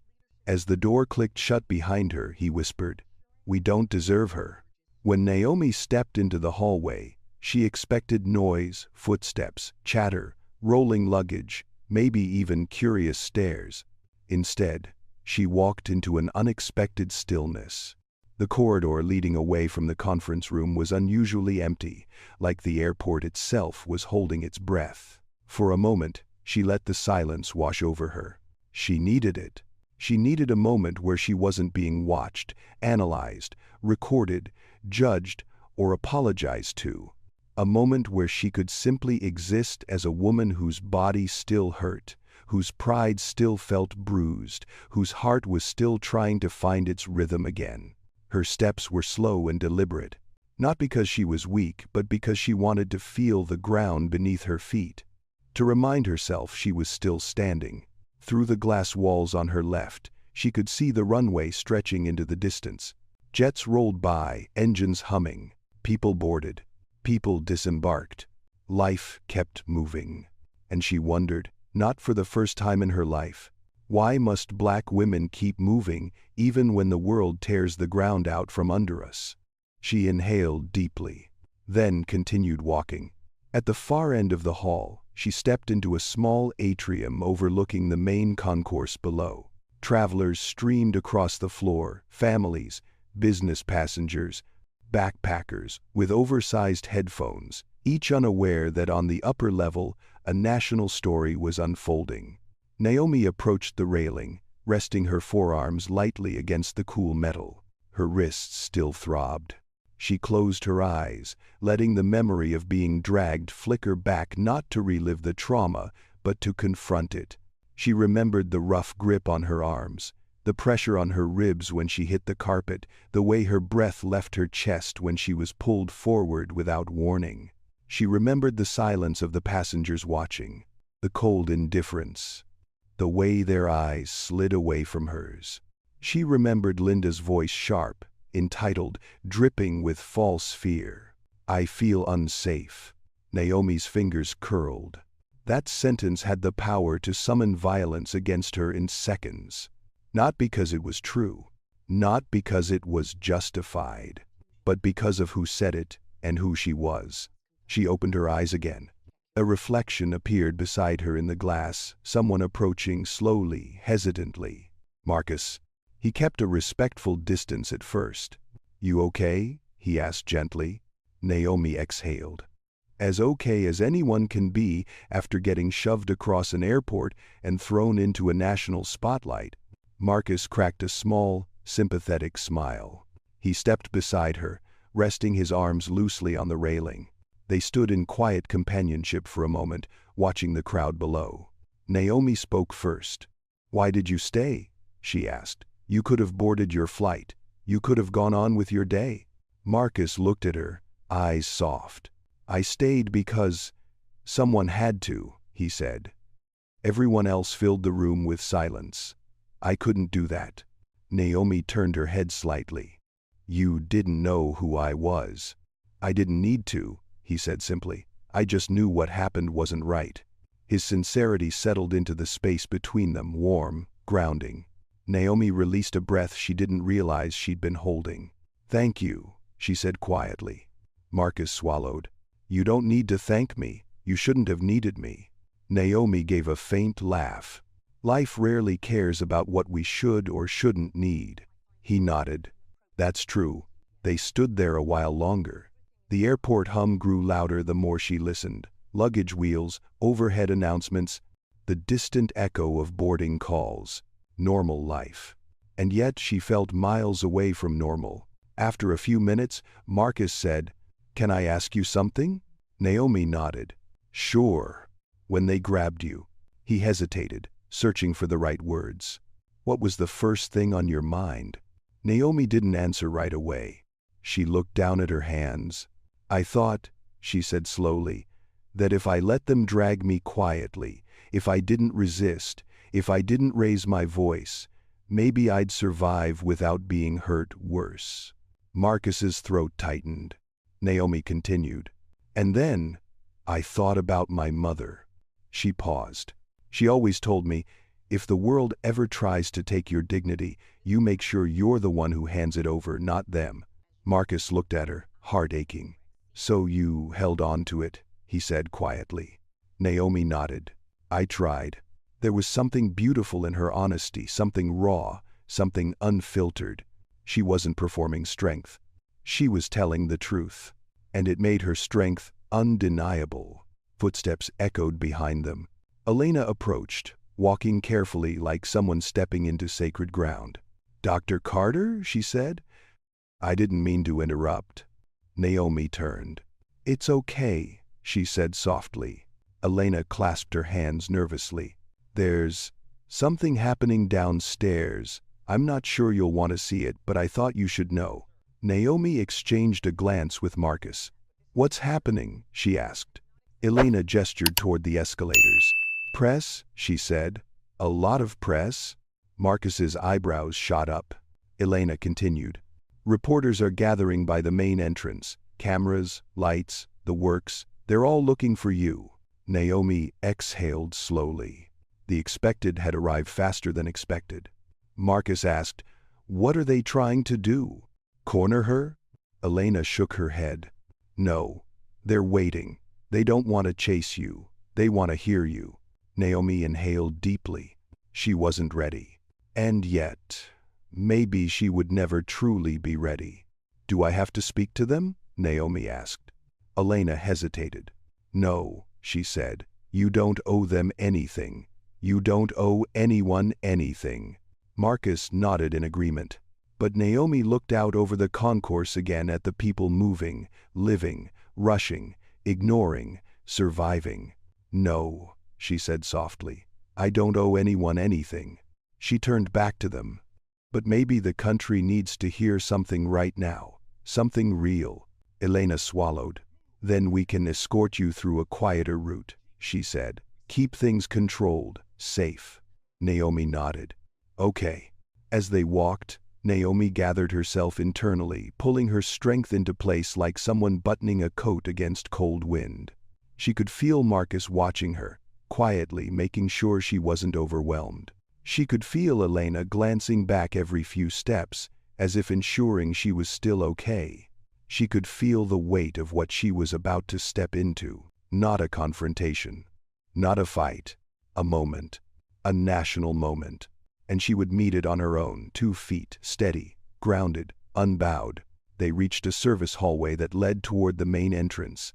From the far end, Naomi could see the glow of camera lights reflecting off polished floors. Voices murmured. Crowds shifted. A reporter's voice floated up from below. "We have confirmation Dr. Naomi Carter is in the building." Another voice overlapped. "She's expected to address the media shortly." Another. "Nationwide outrage continues to escalate." Naomi paused in the doorway. Her heartbeat picked up. For the first time since the incident, she felt nerves rush up her spine. Marcus noticed. "You sure you want to do this?" Naomi nodded once. "Yes." "Why?" Naomi inhaled. "Because silence is a luxury Black women are rarely granted," she said gently. "And today, I refuse to be silent." Marcus exhaled, deeply moved. Elena placed a hand on Naomi's arm, soft, supportive. "We'll be right behind you." Naomi glanced back, giving them both the faintest smile. "Thank you." Then she stepped forward, toward the light, toward the noise, toward the cameras, toward the country waiting to hear her voice. She walked not as a victim, but as a woman who survived something meant to break her, and chose to speak anyway. The moment Naomi stepped out of the service hallway, the air shifted. Light, bright, harsh, unblinking, washed over her like a sudden sunrise. Rows of cameras swung toward her as if pulled by gravity. Microphones lifted. News anchors straightened in their seats. Voices sharpened.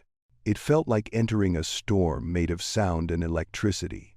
Marcus and Elena remained a few steps behind her, close enough to support her, far enough to let her lead the moment. Security positioned themselves nearby, but not intrusively, forming a respectful perimeter. Naomi walked forward with measured steps, not rushed, not hesitant, just grounded. Once she reached a small designated space the airport staff had cleared for her, she stopped. She placed her hands gently on the podium someone had rolled out minutes earlier. It wasn't large or fancy, just a temporary stand with a microphone clipped on top.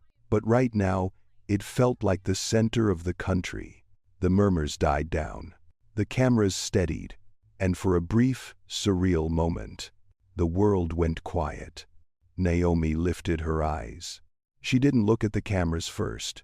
She looked at the people, the travelers who had stopped mid-step, the employees watching from a distance, the reporters waiting, breath held. She took a small breath, light, steady, brave. Then she began. "Good afternoon." Her voice came out clear, though softer than anyone expected. It wasn't the tone of a politician or a media-trained executive. It was the tone of someone who had lived through something real. Someone still carrying bruises under her sleeves. She continued, "My name is Dr. Naomi Carter. I am the CEO of Sky Matrix Innovations." The reporters leaned forward not because they didn't know who she was now, but because hearing her say it mattered. Naomi paused, letting the words anchor her. 48 hours ago, I boarded Flight 227 from Chicago to Seattle. I had a confirmed first-class ticket. My name was clearly printed on it. My ID matched. My record matched. Everything matched. She took a breath. But what happened next did not match anything resembling logic, procedure, or basic human dignity.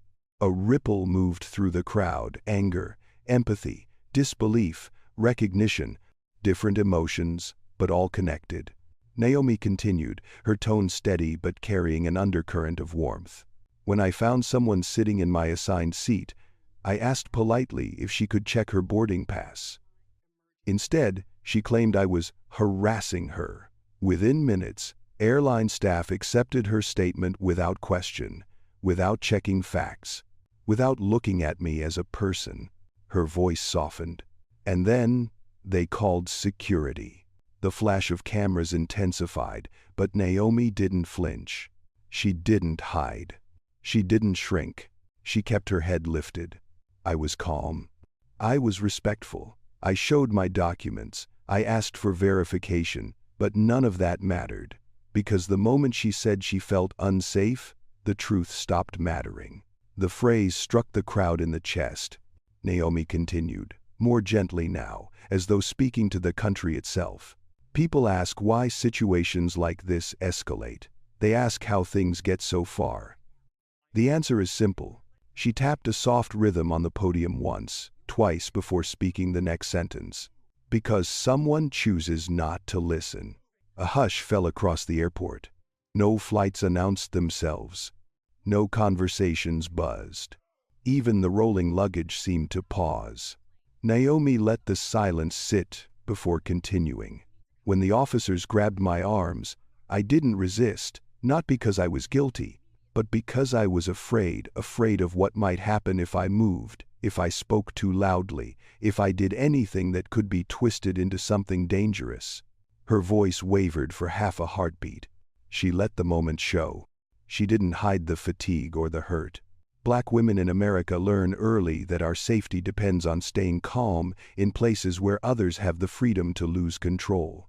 A deep murmur rolled through the crowd, agreement mixed with grief. Naomi inhaled. I was dragged across the floor. I was humiliated.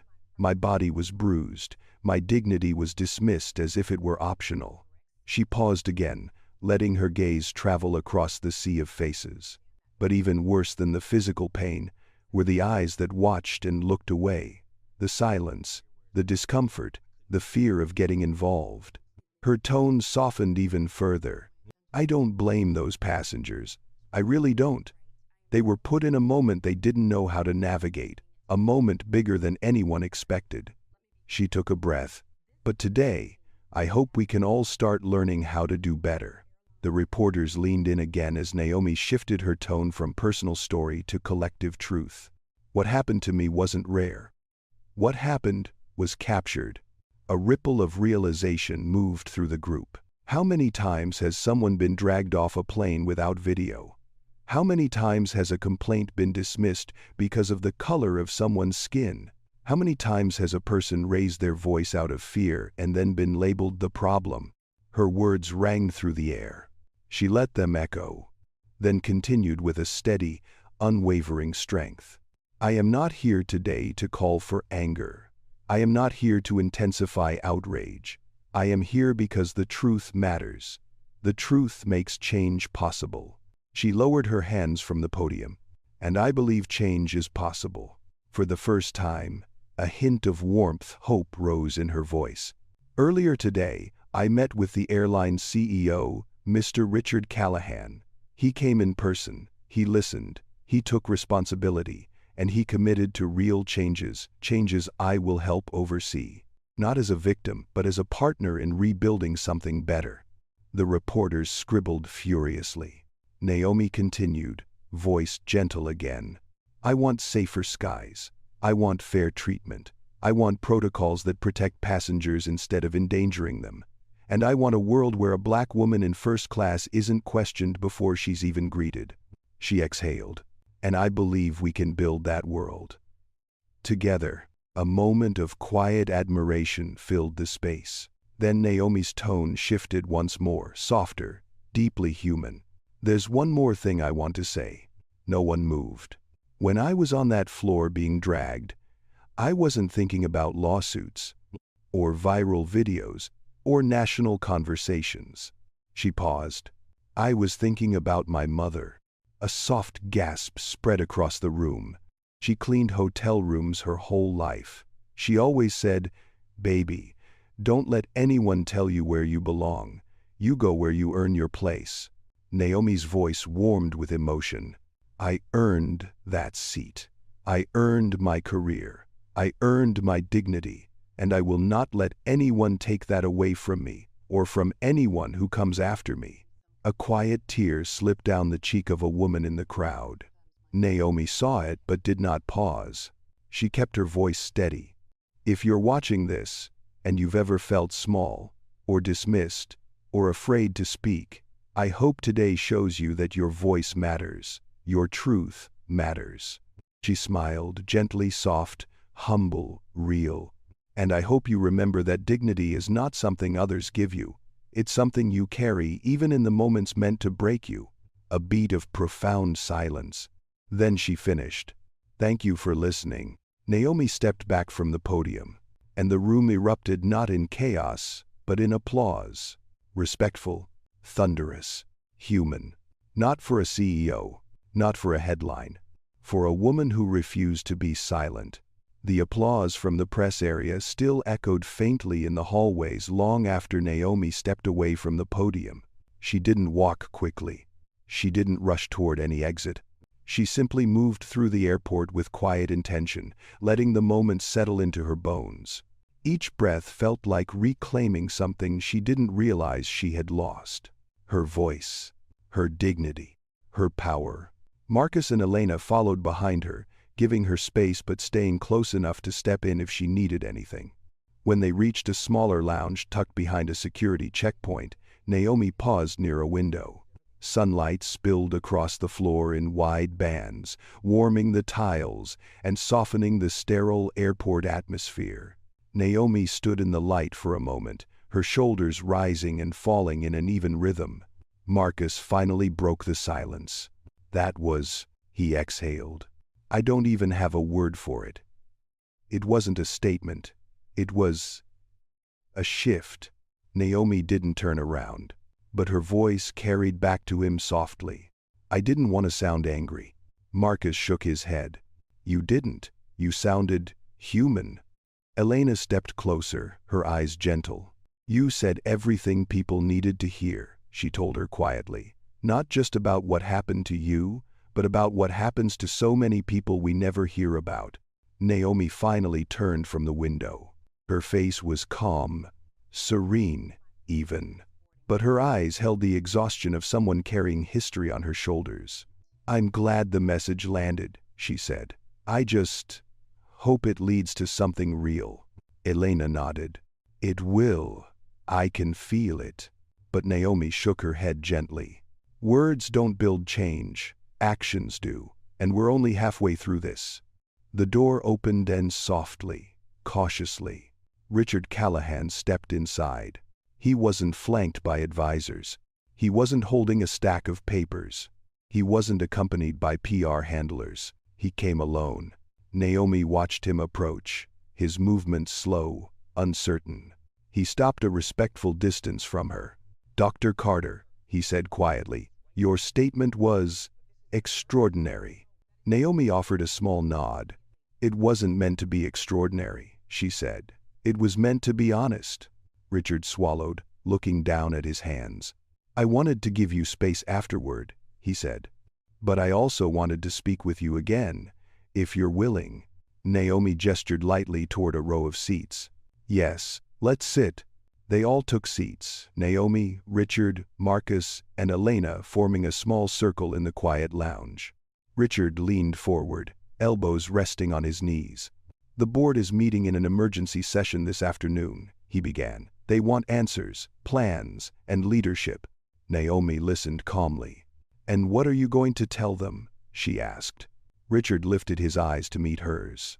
"I'm going to tell them the truth. That we failed you, that we failed our passengers, and that we need to rebuild from the ground up." Naomi gave a slow nod. "That's a start. But," Richard continued, "I also want to tell them something else, that you, if you're willing, will be advising us directly." Marcus blinked. Elena looked stunned. But Naomi simply tilted her head. "Advising," she repeated. "In what capacity?" Richard swallowed. "As a formal consultant. Someone with the authority to review and guide the redesign of our training, our protocols, and our passenger protection policies." Naomi considered the offer, fingers tapping lightly on her knee. "That's a significant request, Mr. Callahan." "I know," he said, "but I believe you're the only person capable of helping us transform this, not just fix it." Naomi took a breath. "And why do you believe that?" Richard hesitated, then answered honestly. "Because you see what we don't. You understand things we never had to understand, and you speak with clarity instead of anger, with purpose instead of blame. You're asking for reform, not revenge." Naomi studied him for a moment. Her voice came out quiet, but firm. "I don't want revenge," she said. "I want accountability. And I want change that lasts longer than this news cycle." Richard nodded. "And I will give you whatever resources you need to make that happen." Naomi looked down for a moment, reflective, thoughtful. When she lifted her eyes, they were filled with a kind of quiet resolve. "I'll consider it," she said. "But I won't commit to anything today. I need clarity, I need rest, and I need to speak with my mother." Richard let out a breath of relief. "Of course. Take your time. This is yours to decide." Silence settled again, but it was gentler now. Not tense, not fragile. More like the calm after a storm. Marcus shifted, glancing at his phone. "You should see what people are saying," he said softly to Naomi. "People from everywhere, different states, different countries. They're calling you courageous, powerful, a leader." Naomi shook her head lightly. "I don't think courage is loud," she said. "Sometimes it's just choosing to stand still when the world tries to pull you apart." Marcus's expression softened. "You did more than stand still. You held the line." Naomi gave a faint smile. "Maybe. Or maybe I was just too tired to fall." Elena let out a small laugh, not mocking, but warm. "You don't have to be invincible," she said gently. "You're allowed to rest." Naomi nodded. "I know." But there was a subtle ache in her voice, the kind that came from years of being the one who had to hold everything together whether she wanted to or not. A quiet knock disrupted the stillness. A young airport staff member peeked in nervously. Dr. Carter? There's someone here who wants to see you. She said she's your mother." Naomi's breath froze. "My mother?" The young woman nodded. "She's waiting in the private lounge down the hall." Naomi stood instantly faster than she'd moved all day. "Excuse me," she murmured to the group. Richard rose as well, stepping aside respectfully. "Of course," he said. "Please, take all the time you need." Naomi followed the staff member down the hallway. The farther they walked, the faster her steps became. She didn't realize how much she needed this. Not until now. Not until she saw the door. The staff member opened it, and inside, Mary Carter stood near a small table, her purse still hanging on her shoulder as though she'd just rushed in. Her eyes were full of worry and fierce, protective love. "Naomi," she whispered. And for the first time that day, Naomi's composure cracked. She crossed the room in 3 fast steps and wrapped her arms around her mother. Mary held her tightly, one hand on Naomi's back, the other gently cupping the back of her head like she had when Naomi was little. "Oh, baby," Mary whispered, voice trembling. "I saw the video. I got on the first plane I could. I'm so sorry you went through that. I'm so sorry." Naomi's breath hitched. She held on tighter. "I didn't want you to worry," she murmured, her voice thick. Mary pulled back just enough to cup Naomi's cheek. "Of course I worried," she said. "I'm your mother, and you're my heart walking around in this world." Naomi let out a small, broken laugh, half relief, half exhaustion. "I tried to be strong," she whispered. Her mother's smile softened. "You didn't try," she said. "You were strong, but even strong women need a place to fall sometimes." Naomi inhaled sharply, then finally let herself lean into her mother's arms again. Not as a CEO. Not as a national symbol. Not as a survivor. Just as a daughter. Mary stroked her back gently. "You're safe now," she whispered. "I've got you." Naomi's eyes closed. And for the first time since the dragging, since the shouting, since the cameras, since the questions, since the entire world began watching, she allowed herself to rest in someone else's strength. Mary held her daughter for a long time, longer than Naomi realized she needed. In her mother's embrace, the whirlwind of the past 24 hours finally loosened its grip. The tension in Naomi's shoulders softened. Her breath settled. The buzzing in her mind quieted. There, in the soft warmth of her mother's arms, she wasn't the CEO. She wasn't the woman on the viral video. She wasn't the symbol of a national conversation. She was simply Naomi. And for a moment, that was enough. When they finally separated, Mary wiped a tear from Naomi's cheek, the same way she had done when Naomi scraped her knee as a child. "Come sit," Mary said softly. "You need rest." Naomi nodded. They sat on a small sofa tucked against the wall. The room was still. The world outside was loud, erupting, boiling with reaction, but in here, there was only quiet. After a moment, Mary asked, "How are you really?" Naomi leaned her head back against the cushion and let her eyes close. "I'm tired," she whispered. "Not just from today, from years, from always having to prove something, from always having to stay calm, from always being the one who holds everything together." Mary nodded slowly. "I know that weight," she said. "I carried it before you. And your grandmother carried it before me. But the world you're shaping, maybe it will be lighter for those who come after you." Naomi turned her head, eyes softening. "You really think so?" Mary smiled gently. "I think hope grows whenever someone stands, even when they're scared. And baby, you stood?"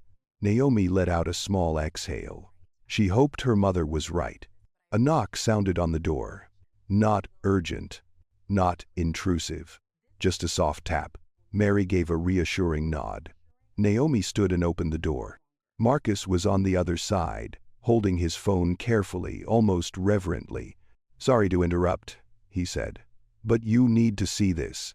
He stepped inside, offering the phone to Naomi. She glanced down. Her breath caught. On the screen was a news headline. Dr. Naomi Carter's speech, ranked as one of the most watched live airport statements in U.S. history. Below it were clips, people watching her speech from living rooms, classrooms, break rooms, subway stations. A montage of real faces, some crying, some nodding, some looking stunned, flashed across the screen. Marcus swiped to the next video. A woman in her 70s spoke to a reporter, voice shaking. "I've flown for 50 years, she said. "I've seen women treated poorly. I've seen black passengers treated unfairly. But I've never seen someone stand there and speak with that much grace after what she went through. She's remarkable." Marcus swiped again. A young black girl, maybe 16, stood in front of her laptop camera. "Dr. Carter," she said softly, "if you ever see this, thank you. I want to be an engineer someday. And people don't always take me seriously. But seeing you, it makes me believe I can do this." Marcus handed Naomi the phone fully. Her eyes blurred.